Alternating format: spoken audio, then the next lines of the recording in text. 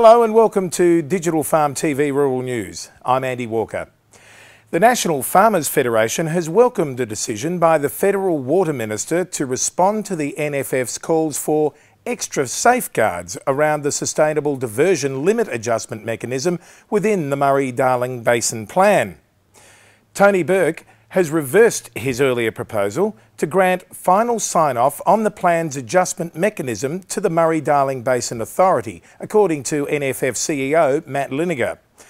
A month ago, the government was expected to table amendments to the Water Act 2007, which proposed to give ultimate authority over the Murray-Darling Basin Plan's Sustainable Diversion Limit Adjustment mechanism to the authority, Matt Liniger said. At the time, the NFF said it questioned not only the decision to grant such responsibility to the authority, but also the decision to make such amendments without consultation with any key stakeholders, including the National and New South Wales Irrigators Councils.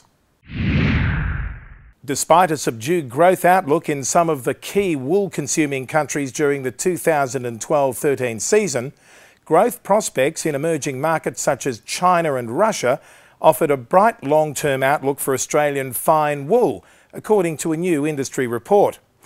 Australian wool prospects, brighter times ahead for fine micron wool, released by agribusiness banker Rabobank, said the finer end of the wool market could remain challenged during 2012-13, particularly as growth remains slow in the major retail wool markets of Europe. In the longer term, the luxury boom in China and emerging interest from Russia had the potential to steal the limelight from traditional fine wool consumers in advanced economies, suggesting a much brighter outlook for the Australian fine wool industry, the report said. Despite a welcome improvement in Australian fine wool prices during the past month, the price premium for fine and superfine wool compared with medium micron wool remained historically low. Recently retired Oscot CEO David Anthony says Australia has always needed foreign cash to develop its agricultural industries. The industry veteran who built Oscot into Australia's largest cotton producer says our domestic investment sector is averse to farm forays, and without offshore cash, industries would stall. You know, the ANZ's just released that new report there with the Port Jackson partners, and I think it spells out pretty clearly why we need capital investment from overseas.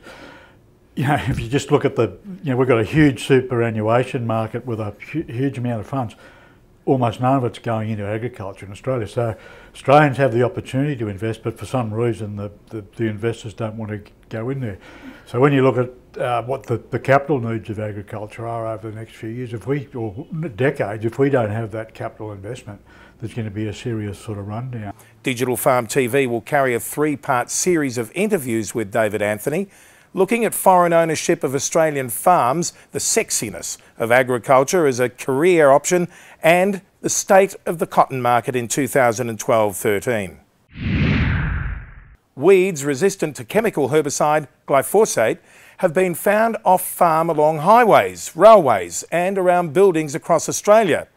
Research led by Associate Professor Christopher Preston at the University of Adelaide as part of the Australian Government's National Weeds and Productivity Research Program has identified that herbicide resistance is far greater than originally thought.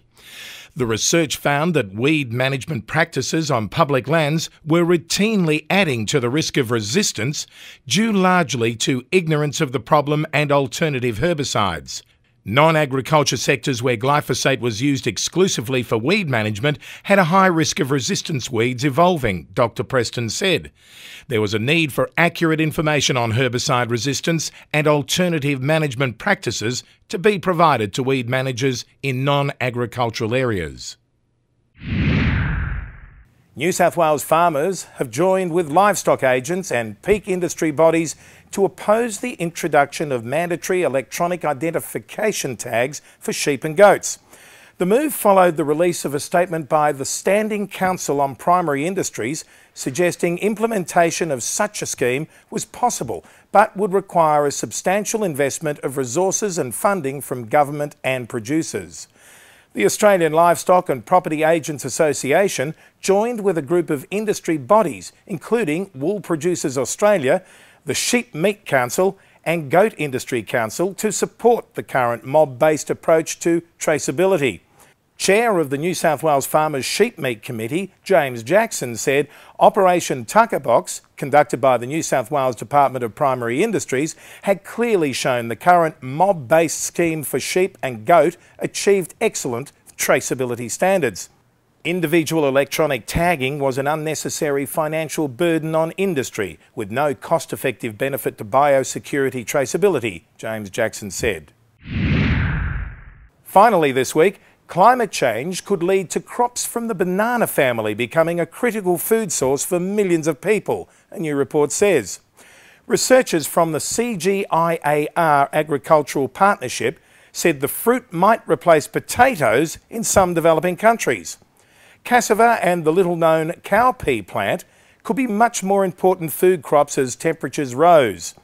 People would have to adapt to the new and varied menus as traditional crops struggled, according to the report's authors.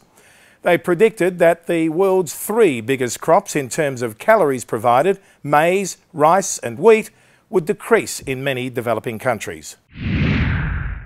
Well, that's it for Digital Farm TV Rural News this week. I'm Andy Walker. Look forward to your company again next week.